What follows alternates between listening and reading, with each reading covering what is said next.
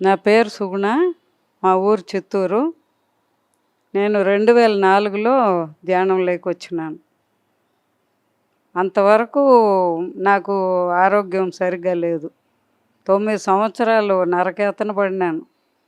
చిన్న మెదడు దెబ్బతిని చాలా బాధేసి నడవలేక, ఏ పని చేయలేక అట్లంతా చాలా బాధపడినాను. ఫస్ట్ సారి వచ్చి తల 10 తలల బరువు అయిపోయింది పడిపోయినాక. మళ్ళీ రెండోసారి వచ్చి లేస్తే నడవలేను, ఇద్దరు పట్టుకుంటేనే నడిచేదాన్ని. మూడోసారి వచ్చి చీర కూడా కట్టుకోలేను, చేతులు అన్నం ఎత్తుకొని పైన పోసి కాల్చుకున్నాను. ఏం చేయలేకపోతాను. కాఫీ ఎత్తుకున్నా ఉలక పోసుకుంటాను, చీర కూడా కట్టుకోలేను. అంత బాధలో ఉన్నప్పుడు అప్పుడు ఏడ్చిన, నన్ను ఎవరైనా కాపాడండి, నేను చాలా బాధపడతా ఉన్నాను. ఎన్ని రోజులు పూజలు చేసినాను, 7 ఏళ్ళు జపం కూడా చేసినాను. జపం చేస్తే పూజరం వరకు బాగుంటుంది. అప్పుడు శాకాహారిగా మారిపోయినాను. మారిపోయి వల్లలారని ఆయన వచ్చి నాకు తలపైన విభూది లాగినారు, చేతిలో పోసినారు.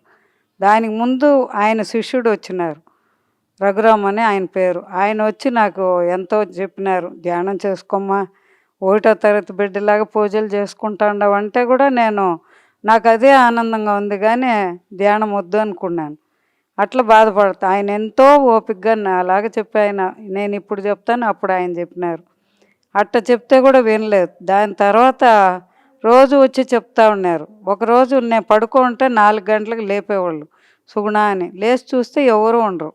మళ్ళీ ఆయన వస్తే చెప్పినాను, అప్పుడు నిన్ను ధ్యానం చేయమంటారమ్మా, నువ్వు ఏడంటావు అటని అన్నారు. అయినా వినలేదు. ఆయన చెప్తే కూడా వినలేదు. తర్వాత ఒకరోజు మా ఇంటి ముందర ఊరేగింపు పోతా ఉండింది, వల్లలారిది. వల్లలారంటే ఆయన కూర్చొని ధ్యానం చేసినారు. చేసినాక ఒక పిడికిడు విభూతిలాగా అయిపోయినాడు ఆయన శరీరం, జ్యోతిలాగా వెళ్ళిపోయింది ఆయన ఒక ఆత్మ. అట్లా జరిగింది. అటువంటి ఆయన ఇక్కడ మన ఇంటికల్లా పోతా ఉండదు ఊరేగింపు. అట్ట పోయేటప్పుడు నేను ఆ రోజు పడుకుంటే నాకు కళ్ళలాగా చూపించినారు. ఆయన వచ్చేసి ఉన్నాడు. నేరుగా పూజ రూమ్లో పోయి నిలబడుకోండాను.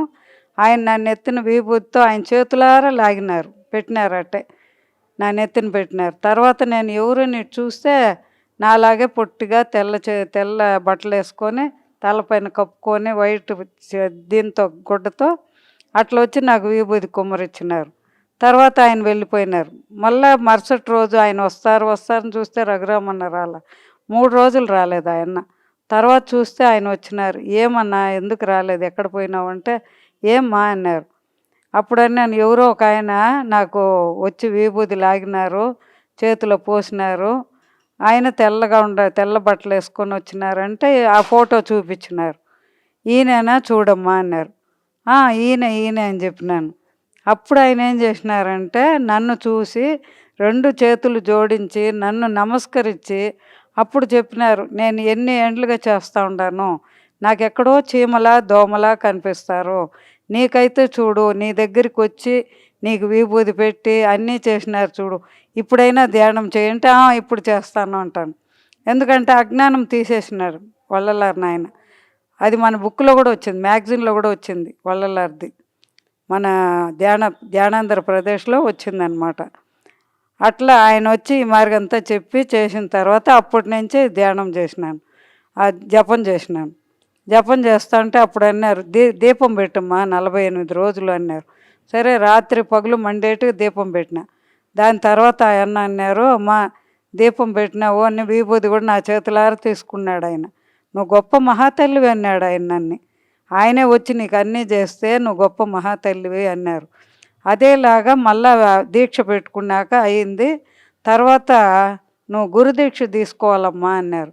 మళ్ళీ ఆయన దగ్గరే గురుదీక్ష తీసుకున్నాను. మా ఆయనకు తెలియకుండా పోయి మా కూతురింట్లో ఉండి అక్కడ నేను మా అల్లుడు గారు ఇద్దరు గురుదీక్ష తీసుకున్నాం. తీసుకున్న తర్వాత రోజు ఆ జపమాల పెట్టుకొని 7 సంవత్సరాలు చేసినాను, జపం చేసినాను. రోజు చేసేదాన్ని. 3ంటికి లేసుకోవాలి, స్నానం చేసుకోవాలి, కూర్చొని ధ్యానం చేసుకోవాలి. ఇట్లా చేసుకుంటూ వచ్చినాను 7 సంవత్సరాలు. అప్పుడు శాకాహారిగా మారిపోయినా. మా ఆయన చెప్తే కూడా వినలేదు. అయినా నేను నా దారిలో నేను పోవాలి, నన్ను వదిలేయండి అన్నాను. చిన్నప్పటి నుంచి కూడా నాకు ఇష్టం లేదు. మా నాన్నగారే కొట్టి పెట్టి తినిపించినారనమాట. అట్లా బాధపడినాను. ఎప్పుడు నేను మంచిగానే ఉండాలి, నాకు అవన్నీ అవసరం లేదు, ఎక్కువ మాట్లాడను, చాలా సైలెంట్గా ఉండేదాన్ని. ఏ దేవుడి దగ్గర ఏం కావాలని కూడా కోరుకునేదాన్ని కాదు, అన్నీ చేస్తాను. అమ్మ చెప్పినట్టు పూజ రూమ్ కడుగుతాను, అన్ని బొట్లు పెడతాను, అన్ని పనులు చేస్తాను. కానీ భగవంతుడా నాకు ఇది నేను ఎప్పుడు కోరలేదు. నా పాటికి నేను అట్లా ఉండేదాన్ని, అంత సైలెంట్ మనిషి. అదేలాగా ఇక్కడ కూడా 7 సంవత్సరాలు జపం చేసిన పూజ రూమ్ వరకు బాగుంటుంది. మళ్ళీ ఇటు వచ్చినామంటే యథాప్రకారం అయిపోతుంది, మళ్ళీ నరాలన్నీ గుంజుతుంది. మనలో ఉండే 2,72,000 నరాలు అన్నీ లాగుతాయి, జుట్టుతో సహా లాగుతుంది, గోర్లతో సహా లాగుతుంది. ఎట్లా నడవాలి, ఎట్లా పని చేసుకోవాలి, మా ఆయనకు పని చేయకపోతే ఒప్పుకోరు. డాక్టర్లు ఏం చెప్పినారు, 60 మాత్రలు తినమన్నారు, నిద్ర మాత్రలు 2 నెలలు. ఈయనేమో ఒక మాత్ర వేస్తే మళ్ళీ ఆపేసినారు, వేయొద్దు అని. అట్లా ఆయన వల్లనే ఎక్కువైంది. ఇట్లా ఒక్కొక్కటి నేను బాధపడుతూ వచ్చి దాని తర్వాత ఇట్లా బాధపడతా చేసుకుంటా అంటే 7 ఏళ్ళు పడినాను. అప్పుడు ఆ రఘురామన్న చూసి, చిత్తూరులో ఒక అన్న ఉన్నారు ఆరుముగ సార్ అని, ఆయన ఈ రఘురామన్న ఇద్దరు ఫ్రెండ్స్ అనమాట. అందుకని పాకాలకు పోయినారు ఈ సారు.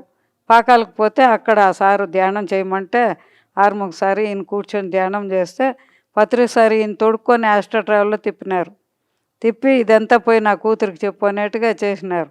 దాని తర్వాత ఆనాపానసతి పుస్తకం ఎత్తుకొని స్పిరిచువల్ రియాలిటీ ఎత్తుకొని వచ్చి నా దగ్గర చెప్పినారు, జపం మానేయమ్మా, ఇంక మరి జపం చేయొద్దు, జపం చేస్తే నరాలు ఇంకా లాగుతూ ఉంది నీకు అట్టని చెప్పి, తర్వాత వజ్ర వైడూర్యాలు ఉంది ఈ పిరమిడ్ ధ్యానంలో, ఈ పిరమిడ్ ధ్యానం చేసుకుంటాం మన ఇద్దరు అన్న చెల్లె అటని అన్నారు. సరే అన్న అటన్నాను. దాని తర్వాత స్పిరిచువల్ రియాలిటీ క్యాసెట్ చూపిస్తున్నారు, వేస్తున్నారు. నేనేమో వంట చేయాలి, పక్క రూమ్లో మా ఆయన ఉంటారు, ఆయన వచ్చేకాడికి వంట అయిపోవాలి. భయపడతా నేను ఎట్లన్నా అంటే ఏం కాదులే ఆయన లేడు, నువ్వు రా చూస్తూరా అన్నారు. అప్పుడు కూడా కూరాకు ఎత్తుకొని వచ్చిన గుండాలో కూరాకు ఎత్తుకొచ్చి ఉలుస్తామంటే వద్దొద్దు నువ్వు నాకు ఇచ్చే, నువ్వు ఆ స్పిరిచువల్ రియాలిటీ చూడు అన్నారు. నాకేమో ఇంగ్లీష్ అర్థం కాదు, కానీ బొమ్మను చూస్తున్నా అదేం చేస్తూ ఉంది అనేసి అట్లా చూసినాను. చూసినాక ఆయన ఆనాపానసతి బుక్ ఇచ్చేసి బెంగళూరు వెళ్ళిపోయినారు. దాని తర్వాత నేను ఆ బుక్ పెట్టుకొని చదువుకోవడము, ధ్యానం చేయడము ఇట్లా చేసుకుంటా వచ్చిన. ఒక 4 రోజులు చేసిన. 5వ రోజు కూర్చున్నాను, చేస్తూ ఉంటే దీప్లోకి వెళ్ళిపోయినాను. ఒక 2 గంటలు కూర్చున్నట్టుంది నేను. తర్వాత లేస్తే శూన్య స్థితిలోకి వెళ్ళిపోయినాను, నాకు ఆలోచన లేదు, ఏం లేదు. తర్వాత లేచినాక నరాలు గుంజేది కూడా ఆగిపోయింది 5వ రోజుకే. అట్లా ఆగిపోయే కాడికి అప్పుడు నాకు చాలా ఆనందమైంది. అమ్మయ్య, ఈ ధ్యానాన్ని మనం చేసుకుంటే మన కాలు చేయి కూడా బాగైపోతుంది అట్టనే అప్పుడు నమ్మకం బాగా ఏర్పడింది. దాని తర్వాత ఆ రాత్రి నేను పడుకుంటే మా అమ్మ రూపంలో ఒక మాస్టర్ వచ్చి ఉండారు. మాస్టర్ అని తెలియదు నాకు అప్పుడు, కళ అనుకున్నాను.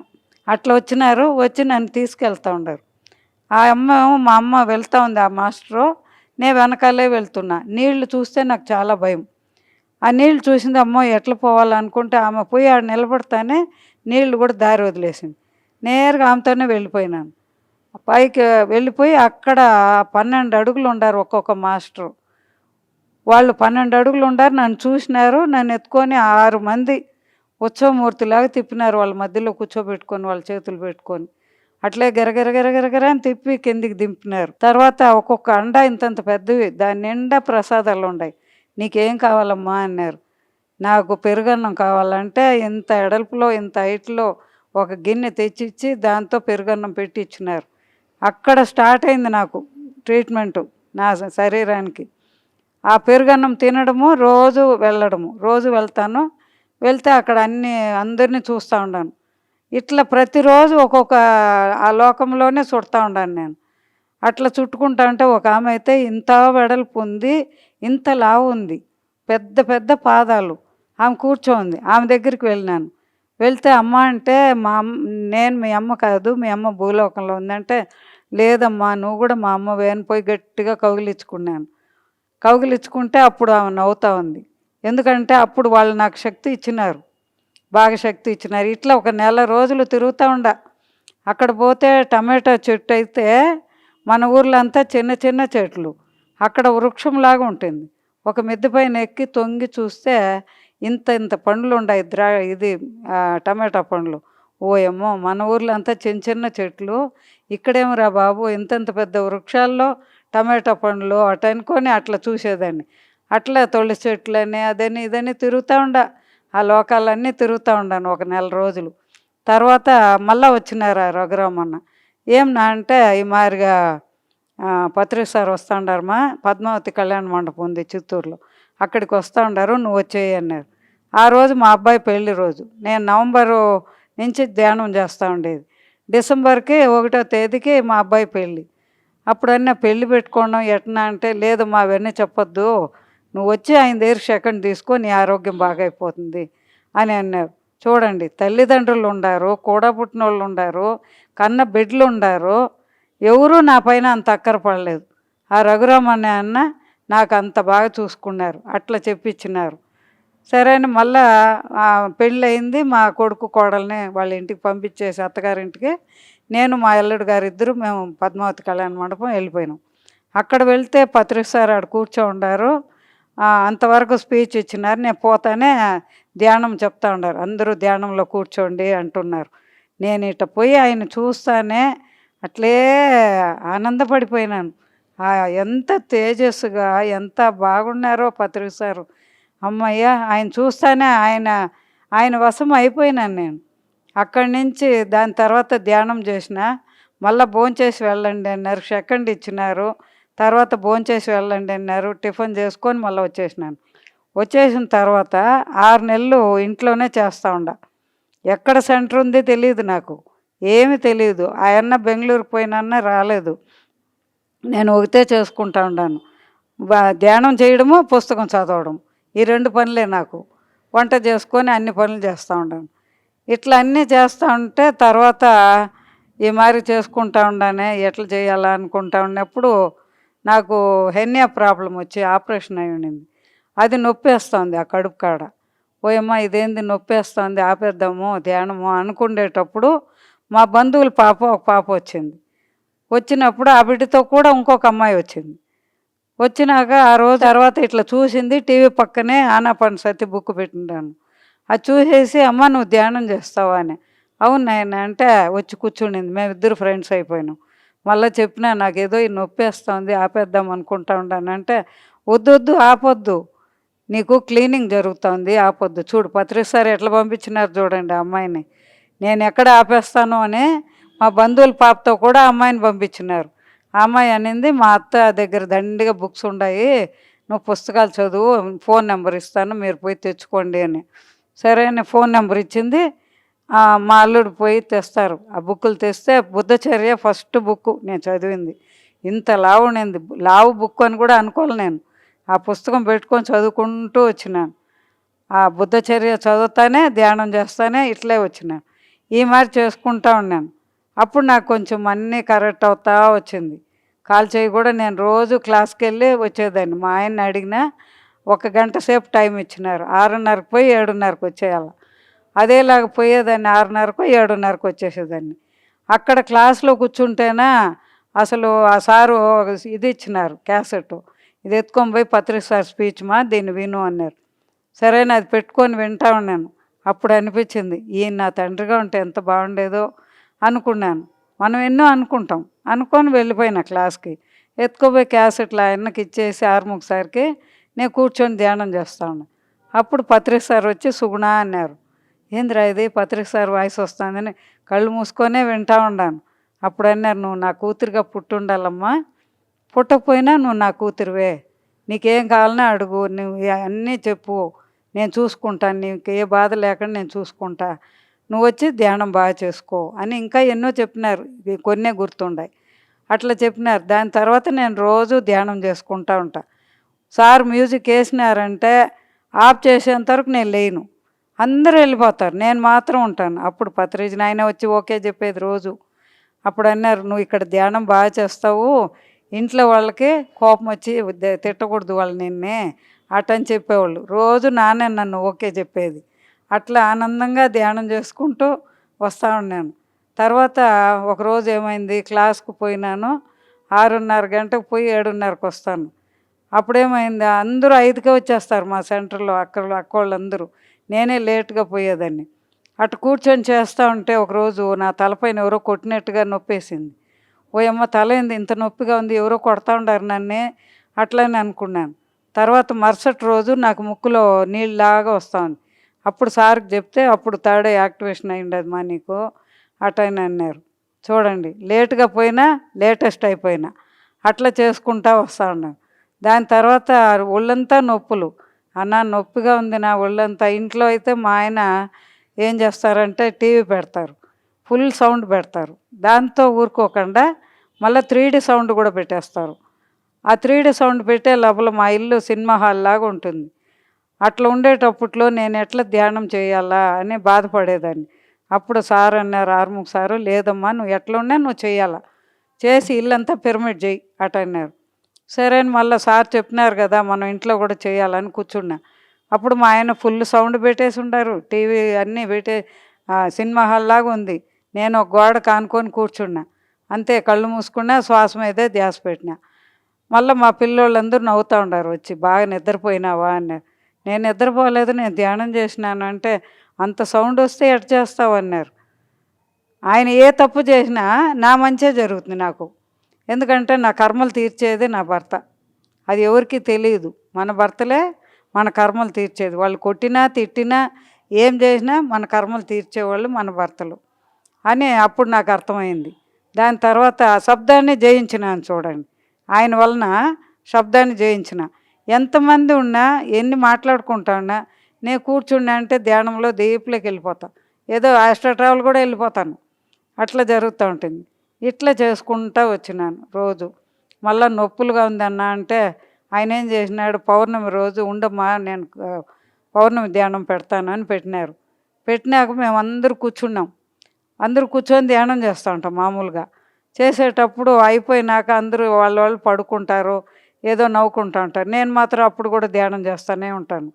లేదా పడుకుంటే కూడా యోగ నిద్రలాగా పెట్టుకుంటాను, చేతులు కాళ్ళు అన్నీ అట్లా చేస్తూ ఉంటాను. అన్న ధ్యానము అంటే అసలు పరిగెత్తి వచ్చి కూర్చుంటాను. అప్పుడు మోకాళ్ళ నొప్పులు ఉన్నాయి నాకు. అందరూ అడిగేవాళ్ళు, నీకు మోకాళ్ళ నొప్పి అంటివి కదా, ఇప్పుడు ఎట్లా కూర్చుంటావు, పద్మాసనం వేసుకొనే కూర్చుంటా. అప్పుడు అంటే నాకు ఆ నొప్పుల పైన ఉండదు. సార్ చెప్పినారు కదా ధ్యానంలో కూర్చోవాలి. గురువులు ఎవరు ఏం చెప్పినా ఆచరిస్తాను నేను. చిన్నప్పటి నుంచి అది నాకు అలవాటు, ఇప్పుడు ఇంకా ఎక్కువ ఉంది. అట్లా కూర్చొనే చేసుకుంటా వచ్చినాను. తర్వాత మళ్ళా ఒకరోజు పౌర్ణమి, ఆ రోజు కూడా గ్రూప్ మెడిటేషన్ మేము ఒక 20-25 మంది కూర్చొని చేసుకుంటా ఉంటే అప్పుడేమైందంటే అసలు నా నడుము దగ్గర ఒక చక్రం తిరిగింది. ఫ్యాన్ తిరిగినట్టు, చక్రం కాదు ఫ్యాన్ తిరిగినట్టు గిర్రని ఒకే శబ్దం నా నడుము దగ్గర. అట్లా తిరుగుతా ఉండింది. మళ్ళీ ఓకే చెప్పినారు. అప్పుడు లేచినాను. ఎట్లుందమ్మా అంటే అప్పుడు అన్నాను, సార్ మరి నడుము దగ్గర ఒక ఫ్యాన్ తిరిగినట్టు తిరిగింది అని. ఆయన నాకు వివరంగా చెప్పలా, నీ కుండలి శక్తి యాక్టివేషన్ అయిందమ్మా అని చెప్పుంటే నాకు అర్థమై ఉండేది. ఆయన ఏదో మెల్లిగా చెప్పినారు, నాకు వినపడలేదు. మళ్ళీ దాని తర్వాత 25 రోజులు జ్వరము, దగ్గు, జలుబు ఇన్ని ఉన్నాయి. తర్వాత ధ్యానంలో కూర్చున్నామంటే విపరీతమైన దగ్గు వచ్చేస్తుంది. అందుకని ఏందబ్బా ఇట్లా ఉండదు, నేను ధ్యానానికి పోలేకుండా ఉండానే, ఎట్లా ఈ మారిగా ఉంటే రోజు అని చెప్పి ఒకరోజు వెళ్ళిపోయిన క్లాస్కి. వెళ్ళిపోయి ఆడ కూర్చోంటే దగ్గు వచ్చేసింది. మా మనోడు కూడా ఉన్నాడు, మా పెద్ద పాప కొడుకు. మేమిద్దరు ఉంటే జయప్రకాష్ సారు, చిత్తూరు సారు పేరు అన్న పెట్టుకొని నోటికి ఆడ పెట్టుకొని దగ్గాలి అటని అన్నారు. అందరికీ డిస్టర్బెన్స్ అయి ఉంటుంది. అటనే కాడికి నేనేం బాధపడలా, కానీ నేను చేసిన తప్పు అని కొంచెంసేపు తర్వాత అందరూ వెళ్ళిపోయినాక అప్పుడు చెప్పినాను సార్కి. ఆయన మాట్లాడినారు, నోరు తెరిస్తే షూ అంటారు. అట్లా స్ట్రిక్ట్, చాలా స్ట్రిక్ట్ సారు. ఆర్ముఖ్ సారు, జయశంకరు వాళ్ళు బాగా వింటారు, ఈయన వినరు. అట్లని మళ్ళీ పోయి, సార్ ఇట్లా ఉండదు సార్, నాకు ఇట్లా అయింది, ధ్యానంలో కూర్చుంటే విపరీతంగా దగ్గు వస్తుంది సార్, పౌర్ణమి రోజు ఇట్లా అయిందంటే అప్పుడు ఆయన చెప్పినారు, అది కుండలి శక్తి యాక్టివేషన్ అయిందమ్మా, అందువల్ల నీకు అట్టుంది. నా భార్య అయితే 3 రోజులు నన్ను పడుకోబెట్టి పాలు తాపిచ్చేదని. ఆయన భార్య తాపిచ్చింది, నాకు ఎవరు తాపిస్తారు, ఇక్కడ లేస్తేనా కళ్ళు తిరుగుతుంది, నడుము దగ్గర చక్రాలు తిరుగుతూ ఉంటాయి. అట్లనే ఇవన్నీ చూసుకుంటా నేను చేసుకుంటా ఉన్నాను. చేస్తూ ఉంటే 25 రోజులు జరిగింది ఆ మారిగా. ఒకరోజు ఏమైందిరా అంటే ఉన్నట్టుగా ఉండి ఒక్కొక్క చేతి జంక్షన్ ఎక్కడెక్కడ జాయింట్ ఉందో అక్కడంతా కుండతో పోసినట్టు పోస్తూ ఉండారు ఎనర్జీ. కుండతో పోసినట్టు పోస్తూ ఉంటే అట్లే ఒళ్ళు మొత్తం పోసినారు. తల నుంచి ఒక్కొక్క పార్ట్ పోయింది, పాదాల వరకు పోసిన తర్వాత 20 కిలోల బరువు తగ్గినాను నేను. అంతవరకు చాలా లావు ఉండేదాన్ని. ఆ 20 కేజీలు బరువు తగ్గిన ఈ కుండలి శక్తి యాక్టివేషన్ అయినాక. దాని తర్వాత రోజు క్లాస్‌కెళ్ళేది, వచ్చేది, వెళ్ళేది. ఇదే చేస్తా ఉన్నా. అప్పుడు మా పక్కింటోళ్ళు అందరూ అడిగేవాళ్ళు, పక్కన షాపోళ్ళంతా. "నువ్వేం చేస్తావు? ఇంత బాగా తగ్గిపోయినావు. మాకు కూడా చెప్పు, మేము కూడా డైట్ చేస్తామంటే." అప్పుడన్నాను, "నేనేం డైట్ చేయడం లేదు. నేనేమో తినేది కొద్దిగే. కాకపోతే ధ్యానం బాగా చేస్తాను. ఆ ధ్యానంతో నేను తగ్గినాను" అట్లా అని చెప్పినాను. అప్పుడు వాళ్ళందరూ ఆశ్చర్యపోయినారు. "ఏందిరా ఈమె ఇట్లా చెప్తా ఉంది" అనేసి. అట్లా చేసుకుంటూ వచ్చినాను. 1 ఇయర్‌లో నాకు అన్నీ జరిగిపోయినాయి. ఒకే సంవత్సరం కుండలి శక్తి యాక్టివేషన్ అయింది. థర్డ్ ఐ యాక్టివేషన్ అయింది. మళ్ళీ నేను అన్నీ బాగుండేది, నాకు ఎక్కడ నరాలు గుంజేది లేదు. కాళ్ళు చేతులు బాగుంది. ఇట్లా తిరుగుతూ ఉన్నాను. ఇట్లా అయ్యేటప్పుడు ఒకరోజు ఏం చేసినానంటే, క్లాసుకి చెప్పాలని, పిల్లోళ్ళకి క్లాస్ చెప్పాలని నాకు స్టూడెంట్స్ అంతా కనిపిస్తుండారు, కాన్వెంట్ పిల్లకాయలు. అయ్యో ఈ మారి కనిపిస్తుండారే పైలోకంలో. ఆస్ట్రో ట్రావెల్ కూడా వెళ్తాను. పైలోకం అంతా కూడా తిరిగేసి వస్తూ ఉంటాను. అక్కడ కూడా క్లాసులు చెప్తూ ఉంటాను. అక్కడ జంతువులను కాపాడుతూ ఉంటా, బిడ్డల్ని కాపాడుతూ ఉంటా, వృక్షాలు చచ్చిపోతూ ఉంటాయి, వాటిని అన్నిటిని పెరికి నాటుతూ ఉంటాను. ఇట్లా ఆత్మలు ఎక్కడికి వెళ్ళాలనేది అది చేస్తూ ఉంటాను. ఇట్లా అక్కడ పని జరుగుతూ ఉంటుంది. మళ్ళీ ఇక్కడ ఈ మారుగుంటే పిల్లోళ్ళు స్టూడెంట్స్ కనిపిస్తూ ఉన్నారు. అయ్యో బిడ్డలు కనిపిస్తూ ఉండారే, ఎట్లా సార్ అంటే, "నువ్వు పోయి స్కూల్లో చెప్పాలమ్మా, మనం వెళ్దాంలే ఉండు" అన్నారు.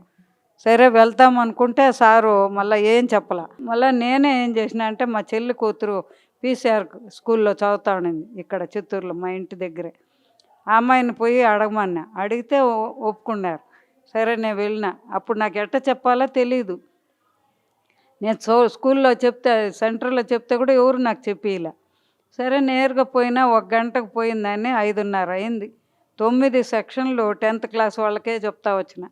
ఎందుకంటే వాళ్ళే సూసైడ్ చేసుకుంటారు, టెన్షన్ పడతారు, వాళ్ళు ఏమన్నా బాధపడతారు బిడ్డలోనే, వాళ్ళ కోసం పోయినాను. పోయి ఒక్కొక్క సెక్షన్లో చెప్తా ఉంటే, టీచర్లు ఉండే చోట బాగుంటుంది, టీచర్ లేని చోట్ల నేనే చెప్తాను. అప్పుడు 30 మంది బిడ్డలు చేస్తూ ఉంటారు. 15 మంది బిడ్డలు ఏం చేస్తారంటే, వాళ్ళు చేయరు, వీళ్ళని డిస్టర్బ్ చేస్తారు. "మేడం చూడండి వాళ్ళు డిస్టర్బ్ చేస్తారు" అని బిడ్డలు బాధపడతారు. "ఉండండి నేను పోయి చెప్తాను, మీరు చేయండి" అని చెప్పి వాళ్ళ దగ్గరికి వెళ్తాను. వాళ్ళ దగ్గరికి వెళ్ళిపోయి, "నాయనా మీరందరూ కూడా హీరోలు అవుతారా, విలన్లు అవుతారా" అంటే, "మేము కూడా హీరోలు అవుతామంటారు." "అట్టయితే కొంచెంసేపు ధ్యానం చేయండి" అట్టని చెప్పి కూర్చోబెట్టినాను. "మీరు కూడా చేయండి" అంటే వీళ్ళకి ఓకే చెప్తే లేస్తారు, కానీ వాళ్ళు లేలేదు. వీళ్ళకన్నా వాళ్ళు ఇంకా డీప్‌లో చేస్తారు ధ్యానం. చూడండి, ఎవరు చెడ్డ బిడ్డలు లేదు, అందరూ మంచి బిడ్డలే, మంచి ఆత్మలే. అట్టని అందరికీ చెప్పించినా వాళ్ళు చేసుకుంటూ వస్తూ ఉన్నారు. మళ్ళీ ఒక అబ్బాయికి ఏం చెప్పినానంటే, చేతులు కూర్చుకోలేకుండా ఉన్నాడు, వికలాంగ అబ్బాయి. బాధపడతా అప్పుడు అన్నాడు, "అమ్మా నా వలన కాలేదు మా" అన్న. టీచర్ కూడా వచ్చి, "వాడు ఆ పిల్లోడు పెట్టుకోలేడు మా, వికలాంగ బిడ్డ మా" అనింది. అయ్యో నాకు బాధ అయిపోయింది, ఏడ్చేసినాను. మళ్ళీ ఊరికి అట్ట పెట్టుకున్నాను అని ఆ వేలు పడినట్టుగా అట్ట పెట్టేసి ధ్యానం చేయించిన. మళ్ళీ ఇంకొక పిల్లోళ్ళకి ఏం చెప్పిన అంటే, "మీరు పెద్ద పెద్ద క్వశ్చన్లు ఉన్నా ఒక 10 నిమిషాలు ధ్యానం చేసి చదవండి, ఈజీగా వచ్చేస్తుంది ఒకేసారికి, మళ్ళీ చదవాల్సిన పని లేదు" అటనేసి వచ్చిన. ఈ 9 సెక్షన్లు చెప్పి వచ్చే లోపల ఆ పిల్లోళ్ళు ఇద్దరు పరిగెత్తి వస్తుండారు. "మేడం మీరు చెప్పినట్టే మేము ధ్యానం చేసినాము, ఇప్పుడు బాగా వచ్చేసింది క్వశ్చన్స్ అంతా" అని నవ్వుతా చెప్పినారు. ఇట్లా అన్ని స్కూళ్ళకి వెళ్ళి చెప్తా వచ్చిన. చిత్తూరులో కూడా ఒక్కొక్క స్కూల్కి వెళ్ళినాను, వెళ్ళి చెప్పుకుంటా వచ్చినాను. దీని తర్వాత చెప్తా వచ్చి బిడ్డలందరూ నన్ను భలే గుర్తుపెట్టుకునేవాళ్ళు. ఇప్పుడంతా చదువుకొని ఉద్యోగాల్లో ఎంత బాగుండారో బిడ్డలంతా. అట్లా వెళ్ళిపోయినారు. నేను ఇటు చూడాలి, నేను పొట్టిగా ఉంటా, వాళ్ళేమో పొడుగ్గా ఉంటారు. వాళ్ళందరినీ కూడా చూసేదాన్ని. కాలేజీకి కూడా వెళ్ళిన, చైతన్య కాలేజీని, అక్కడ కూడా పోయి చెప్పినాను. ఇట్లా అన్నీ చెప్తా వస్తూ ఉన్నాను. ఒక ఆయన ఏం చేసినాడు, నన్ను దుష్టశక్తితో నన్ను కింద తోసేసినాడు. పడిపోయినాను. పడిపోయేటప్పటికి అప్పుడు 3 వారాలకు ముందే ఒక ఆమె అమెరికా నుంచి వచ్చింది, నా ఫ్రెండు. ఆమె వచ్చి నాకు ఫ్రెండ్ అయ్యి తర్వాత కూర్చొని ధ్యానం చేసింది మన పిరమిడ్లో. దత్తాత్రేయ హెల్త్ హీలింగ్ పిరమిడ్ ధ్యాన కేంద్రం అంది, శ్రీ దత్తాత్రేయ. అట్లా దాంతో కూర్చొని చేసినప్పుడు, "అమ్మ ఎవరో పడిపోతా ఉండారు, పత్రి సార్ 2 చేతులతో పట్టుకుంటున్నారు" అనింది. అయితే, "నీ అదృష్టం, నువ్వు చూసినావు, నాకు కనపడలేదు" అన్నా. దాని తర్వాత 3 వారాల తర్వాత నేనే పడిపోవడము, నన్నే పత్రిక సార్ కాపాడడం ఇట్ట జరిగింది. అట్లే కాఫీ ఎత్తుకొని దిగుతా ఉన్నా, పెయింట్ కొడతా ఉంటే కృష్ణుడి దగ్గర ఒక ఆయన పెయింటరు, లోపల ఒక ఆయన టైలర్ ఉంటాడు. అట్లా కాఫీ ఎత్తుకొని దిగుతా ఉండాను. మా ఇంట్లో ఎవరులే, మా కొడుకు కోడలు ఎవరులే, మనవడు మనవరాలదా ఉండారు. అట్లా పోయేటప్పుడు కరెక్ట్గా పోయి ఆడ మెట్లు దిగుతా ఉండాను. ఆ దుష్టశక్తి నన్ను ఎత్తి మా ఇనప తలుపు ఉంది, ఆ ఇనప తలుపు కాడే ఎత్తి పారేసింది. అట్టే బెల్లకిల్ల పడిపోయినా. పడిపోయే కాడికి అప్పుడు డంగని నా తల సౌండ్ భయంకరంగా వచ్చిందంట. మా మనవడు వచ్చి చెప్తా ఉన్నాడు. మా మనవరాలకి వాళ్ళలారని ఆయన చెప్పుండారు, ఇంకా 2 మినిట్స్లో మీ అమ్మమ్మ పడిపోతుంది అంటే ఆయన ఆ పిల్ల 2 ఏళ్ళ అప్పటి నుంచి ధ్యానం చేస్తాను నాతో పాటే. అట్లా బిడ్డ నమ్మలేదు. అమ్మమ్మ ఎందుకు పడిపోతుందిలే అనుకుని, చిన్నపిల్ల కదా అట్ట అనుకునింది. మళ్ళీ నేను పడిపోయినాక అప్పుడు పత్రిక సార్ నన్ను పట్టుకున్నారు. మళ్ళా ఈ టైలరు పెయింటర్ ఇద్దరు వచ్చి నన్ను లేపి కూర్చోబెట్టినారు. కూర్చోబెడితే అప్పుడేమైందంటే ఈ చెయ్యి, ఎడమ చెయ్యి ఇటు పడిపోయింది, లెగవల. మళ్ళీ ఈ బోన్స్ ఏమైందిరా అంటే ముందర ఫ్రంట్ బోను బ్యాక్ బోన్ అంతా గడగడగడగడగడ అని వణుకుతూ ఉంది. అట్లే నా శరీరం మొత్తం వణుకుతూ ఉంది. ఆ వణికేటప్పుడు నాకు వాళ్ళు లేమా డాక్టర్ దగ్గరికి పోతామంటే ఈ కుడి చేయితో ఇట్లా అనేసి ధ్యానం చేస్తూ ఉండ. అట్లే కూర్చున్నా ధ్యానంలో ఒక అరగంట. అప్పుడు టైలరు వాళ్ళందరూ చూస్తూ ఉన్నారు. చూసిన తర్వాత మళ్ళీ అందరూ చూసినాక మళ్ళీ మా కొడుకు ఫోన్ చేస్తే అమ్మకి ఏం కాలేదని పెయింటర్ అంటే లేదు అయ్యిందని. మళ్ళీ నాకు ఇచ్చినారు ఫోన్, మాట్లాడినా. ఏం మాట్లాడినా నాకు ఇప్పటికి కూడా గుర్తులేదు, మెమరీ కూడా లాస్. నాకు ఈ ఎడమ చేయి పడిపోయింది, డిస్క్ దెబ్బతినింది, ఏమి కూర్చోలేను నడవలేను. అట్లా పట్టుకొని పోయి పడుకోబెట్టినారు నన్ను. పడుకోబెట్టినాక మా కొడుకు వచ్చినాడు, చూసినాడు. ఏం జరిగిందమ్మా అంటే నేను అంతవరకు నేను ఏ డాక్టర్ దగ్గరికి పోయేలే. ఎప్పుడు నాకు 5 రోజుల్లో బాగా అయింది. అప్పటి నుంచి ధ్యానమే. మళ్ళీ ఏం చేసినాడు ఆయన, మళ్ళా వచ్చి మా కొడుకు అడిగినాడు, ఎట్లా నిన్ను కాపాడుకోవాలా తల్లిని ఏడుస్తూ ఉంటే, లేదు నాకు మళ్ళీ మామూలు మనిషి అవుతాను అని చెప్తా ఉండ. వాడేమో నమ్మలేదు. సరేరా పోతాం రా డాక్టర్ దగ్గరికి అన్న. ఆ సాయంత్రం తీసుకెళ్ళారు, అక్కడ ఎక్స్రే తీసినారు. మళ్ళీ వచ్చేసినాం. మరుసటి రోజు సండే నేను పడిపోయింది. మరుసటి రోజు డాక్టర్ దగ్గరికి పోతే ఆయన చూసి అప్పుడు చెప్పినారు, ఎక్స్రే చూసి డిస్క్ అంతా దెబ్బతిని ఉండదు. నాకు చెప్పలా, మా కొడుకు చెప్పుండారు. అప్పుడు అక్కడ కూడా ధ్యానం చేస్తూ ఉండ. పత్రిక సార్కి చెప్తా ఉండ, నాన్న నువ్వు పోయి వాళ్ళు చేరుకో డాక్టర్లో, నాకేం లేదని చెప్పాలా, డాక్టర్ వైద్యం వద్దు, ధ్యాన వైద్యమే కావాలా అని చెప్తా ఉండ. ఎందుకంటే మా కోడలు కోపంగా ఉంది, ఎంత డబ్బు ఖర్చు పెడతారో అని. వద్దు, ఆమె నా గురువు, నాకు వద్దు, నాకు ధ్యాన వైద్యమే కావాలనుకున్నా. మళ్ళీ వచ్చేసినాను ఇంటికి. సార్ ఏమన్నారంటే డాక్టర్ నర్స్ వచ్చి చెప్తా ఉంది, ఆమెనే బెడ్లో పడుకోబెట్టండి, 6 నెలలు ఒక్క అడుగు కూడా వేయకూడదు, యూరిన్ మోషన్ ఎత్తండి, బ్యాక్ అంతా పౌడర్ కొట్టండి వీపుకంతా అని చెప్పింది ఆమె. నేను అప్పుడు అందరూ ఎట్లా భయపడతారు ఆ మరి చెప్తే. నేను ఇటు తిరుక్కొని నవ్వుకుంటున్నా, నాకు ధ్యానం ఉంది, మా పత్రిజన ఆయన ఉండారు, నాకేం కాదు, నేను మళ్ళీ మామూలు మనిషి అవుతాను అట్లని నవ్వుకుంటా ఉన్నాను. మళ్ళీ ఇంటికి వచ్చినాక వాళ్ళు బెడ్రూమ్లో పడుకోబెట్టినారు, వాళ్ళు బయట పడుకున్నారు హాల్లో. నాకు అది బాధ అయిపోయి వంట చేస్తాను కోడలు, కొడుకు జాబుకి పోయినాడు. నేను మెల్లగా మెట్లు ఒక్కొక్క మెట్టు ఎక్కువనే పైకి వెళ్ళిపోయి నా బెడ్లో పడుకున్నాను. పడుకున్న తర్వాత మళ్ళా నేను పడుకొని నొప్పినానా అంటే నాన్న ఏం చేస్తారు, నేను సాధన చేయాలి కదా. 5 రోజులు అట్ట ఉన్నాను. దీని తర్వాత ఏమైందంటే మళ్ళా ధ్యాన వైద్యం కావాలని కోరుకున్నాను. పొద్దున్న అక్టోబర్ 2014 5వ తేదీ నేను పడిపోయింది. 4 రోజులు బాధపడినా. 9వ తేదీ ఏం చేసినానంటే చంద్రుడి దగ్గర కూర్చున్నా. మార్నింగ్ 5కి, తెల్లారితో 5కి వచ్చి కూర్చొని, నాన్న నేను కూర్చోలేను, నిలబడలేను, నడవలేను, వంగి కూడా ఏమి ఎత్తుకోలేను, బాత్రూంలో ఎట్ట చేయాలి నేను, అట్లా బాధపడతా ఉన్నా. అప్పుడేం జరిగింది, అట్ట కూర్చొని చేసేటప్పుడు చెప్పుకొని కూర్చున్నా. 1 గంట శక్తి ఇచ్చినారు చంద్రభగవాన్, మళ్ళా 1 గంట శక్తి సూర్య భగవాన్ ఇచ్చినారు. 1 గంట కూర్చోగలిగిన. మళ్ళీ సూర్యుడి దగ్గర కూర్చుంటే ఆయన 1 గంట ఇచ్చినారు. 2 గంటల తులసమ్మ దగ్గర కూర్చుంటే ఆమె 2 గంటల శక్తి ఇచ్చింది. అప్పుడేమైంది, పడిపోయినప్పుడు పత్రిక సార్ చూసినారు, ఈ చెయ్యి ధ్యానాన్ని మాత్రం ఇట్లా కలుపుకుంటా వేళ్ళు. అప్పుడు చెప్తా ఉంటే అప్పుడు నాయన మళ్ళీ వచ్చినారు 9వ తేదీ. నేనే కాపాడిందని చెప్పేసి వెళ్ళిపోయినారు 5వ తేదీ. 9వ తేదీ మళ్ళీ వచ్చి, ఎందుకు బంగారు అటు ఏడుస్తావు అన్నారు. సబ్జెక్టుకి పోయి తమిళ్ పాంప్లెట్ ఇవ్వాలి నాన్న, తెలుగు బుక్కులు ఇచ్చిన, పాంప్లెట్ ఇచ్చిన, టమిల్ ఇవ్వాలి, ఇటు పడిపోతే నేను ఎట్ట చేయాలి నా వర్కౌట్ అని. నిదానంగా పోతూ బంగారాన్ని కళ్ళు తుడిచేసి వెళ్ళిపోయినారు నాయన. సరే ఆయన వెళ్ళిపోయినారు కదా అని నేను పోయి బెడ్లో దీంతో పడుకున్నా పిరమిడ్లో. అప్పుడు మాస్టర్లు ఏం చెప్తా ఉన్నారంటే, మేడం మీరు పత్రి సార్ మీకు ట్రీట్మెంట్ చేయమన్నారు అన్నారు. అట్ట పడుకున్నప్పుడు వాళ్ళు వచ్చి 2 గంటల సేపు నా డిఎన్ఏ కరెక్ట్ చేసినారు, తల నుంచి ఒక్కొక్క పార్టు. దాని తర్వాత ఆ రోజు స్టార్ట్ అయింది 9వ తేదీ. దాని తర్వాత కూడా మళ్ళీ నా చుట్టే మాస్టర్లు ఇప్పుడు కూడా రోజు ఆపరేషన్ చేస్తూనే ఉంటారు. చిన్న బిడ్డని చూసుకున్నట్టు చూసుకుంటారు. పత్రిజీ నాయనకి ఎంత చెప్పినా చాలా ఇది. ఇప్పుడు అందుకే ఆయన బర్త్డే నుంచి నేను సంవత్సరం రోజులు ఇప్పుడు దీక్ష చేస్తున్నా, అఖండ ధ్యాన దీక్ష. ఇది లోక కళ్యాణం కోసము శాకాహార జగత్తు, పిరమిడ్ జగత్తు, ధ్యాన జగత్తు, ధ్యాన ప్రపంచం ఈ 4 జరగాలని చేస్తుంటే అమెరికాకు అన్ని చోట్ల క్లాసులు చెప్తున్నా. అమెరికా, లండను, కాలిఫోర్నియా ఇట్లా అన్ని చోట్ల అన్ని రాష్ట్రాలకు పోతా ఉంది.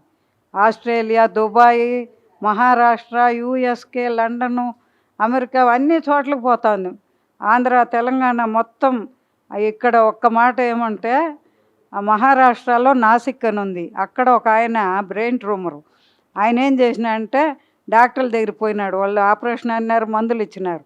మళ్ళీ వచ్చిన తర్వాత ఏమైందిరా అంటే దాని తర్వాత కూర్చొని మన వీడియో చూసినారు. నా వీడియో అన్ని దేశాలకు పోతా ఉంది.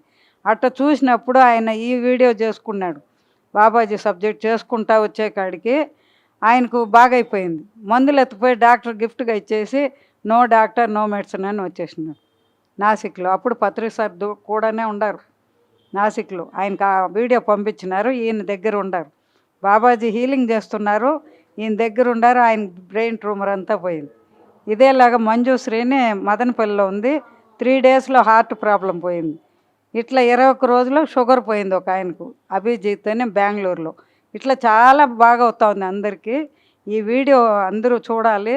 నేను ఆ సబ్జెక్టు మీకు చెప్పాలి, పిఎంసికి చెప్పాలి. అది చేపించినారంటే ప్రపంచంలో అందరూ చూస్తారు, అందరూ బాగా అయిపోతారు, శాకాహారులుగా కూడా అయిపోతారు అందరూ. బాబాజీ సబ్జెక్టు వీడియో వస్తూ ఉంటుంది, అందరూ చూడండి. బాబాజీ హీలింగ్ సెంటర్ యూఎస్ఏ అని వస్తుంది, ఆస్ట్రల్ హీలింగ్ సుగుణమ్మ అది చూడండి. విఎంసి ఛానల్లో కూడా వస్తుంది, అది చూడండి.